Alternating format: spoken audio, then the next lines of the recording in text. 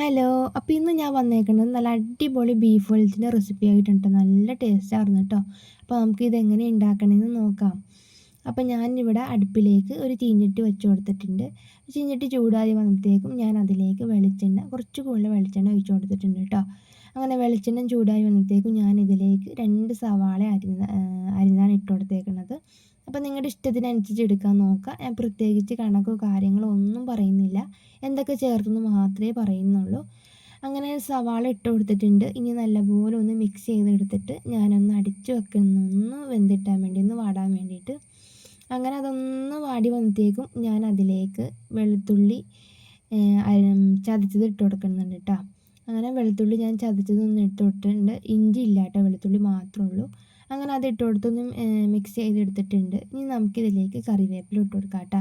കറിവേപ്പില ഇട്ടെങ്കിൽ സത്യം പറഞ്ഞാൽ നമ്മുടെ കറിക്കൊരു ടേസ്റ്റും ഒരു പ്രത്യേക ഒരു സ്മെല്ലൊക്കെയാണല്ലേ. എനിക്ക് കറിവേപ്പില ഇട്ടില്ലെങ്കിൽ ഒരു സമാധാനമില്ല കേട്ടോ. കറിവേപ്പില ഇടുമ്പോഴാണ് എനിക്ക് എൻ്റെ കറി അടിപൊളിയായിന്ന് മനസ്സിലാവണത്. നിങ്ങൾക്ക് അങ്ങനെയാണല്ലേ എന്നൊന്ന് കമൻറ്റ് ചെയ്യാം കേട്ടോ.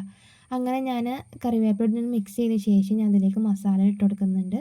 മുളക് പൊടി, മഞ്ഞൾപ്പൊടി, മല്ലിപ്പൊടി, അതേപോലെ തന്നെ ഗരം മസാല, മീറ്റ് മസാല അഥവാ ബീഫ് മസാല ഇട്ട് കൊടുക്കുന്നുണ്ട്. പിന്നെ കളറിന് വേണ്ടിയിട്ട് ഞാനിവിടെ നമ്മുടെ കാശ്മീരി മുളക് പൊടി ഉണ്ട്, അത് ഇട്ട് കൊടുക്കുന്നുണ്ട് കേട്ടോ. എല്ലാം ഒന്ന് മിക്സ് ചെയ്തെടുത്തിട്ട് ഞാൻ അതിലേക്ക് കുറച്ച് ആവശ്യത്തിന് ഉപ്പും ചേർത്തിട്ട് നല്ലപോലെ ഒന്ന് ഇളക്കി എടുത്തിട്ടുണ്ട്. അതിന് ശേഷം ഞാൻ അതിലേക്ക് കുറച്ച് വെള്ളം ഒഴിച്ചു കൊടുത്തിട്ടുണ്ട്. എന്തിനാണെന്ന് വെച്ച് കഴിഞ്ഞാൽ ഈ ബീഫ് എന്ന് പറയുന്നത് കാണുമ്പോൾ നിങ്ങൾ വിചാരിക്കും ഇതെന്താ ബീഫ് ഇങ്ങനെ ഇരിക്കണേന്ന്. ഇത് ഞാൻ വെള്ളം വറ്റിച്ച് വേവിച്ച് വെച്ചാൽ ഫ്രിഡ്ജിലിരുന്നാണ് കേട്ടോ. കാരണം നെയ്യാണ് കാണുന്നത്. അപ്പോൾ അതൊന്ന് വെന്തിട്ടാകുമ്പോഴേ കുറച്ച് വെള്ളം ഒന്ന് ഒഴിച്ചു കൊടുത്തത്. അപ്പോൾ ആ വെള്ളത്തിൽ കിടന്ന് അങ്ങോട്ട് വെന്ത് വരുമ്പോഴത്തേക്കും നല്ല അടിപൊളിയാവില്ല. അപ്പോൾ നിങ്ങൾ നേരിട്ട് തന്നെ അഥവാ ബീഫ് ഒഴുത്തി കുക്കറിലിട്ട് വിസിലടുപ്പിച്ചുണ്ടാക്കുകയാണെങ്കിൽ വെള്ളം ഒഴിക്കേണ്ട ആവശ്യമില്ല. ഇത് ഞാൻ ഫ്രിഡ്ജിൽ ഇതാക്കി വെച്ചുകൊണ്ടാണ് ഇച്ചിരി വെള്ളം ഒഴിച്ചത് വേവാൻ വേണ്ടിയിട്ട്. അത് വെന്ത് ഇതിൻ്റെ വെള്ളമൊക്കെ ഒന്ന് വറ്റി നല്ല അടിപൊളി ബീഫ് വെൽത്തായിട്ട് വന്നിട്ടുണ്ട്. നല്ല ടേസ്റ്റായിരുന്നു. അപ്പോൾ നിങ്ങളെല്ലാം ഒന്ന് ട്രൈ ചെയ്ത് നോക്കണം. ഇതാണ് ഫൈനൽ ലുക്ക്. അപ്പോൾ എൻ്റെ വീഡിയോ ഇഷ്ടപ്പെടുവാണെങ്കിൽ ലൈക്ക് ചെയ്യാനും ഷെയർ ചെയ്യാനും സബ്സ്ക്രൈബ് ചെയ്യാനും മറക്കരുത്. അടുത്ത വീഡിയോയിൽ കാണാം.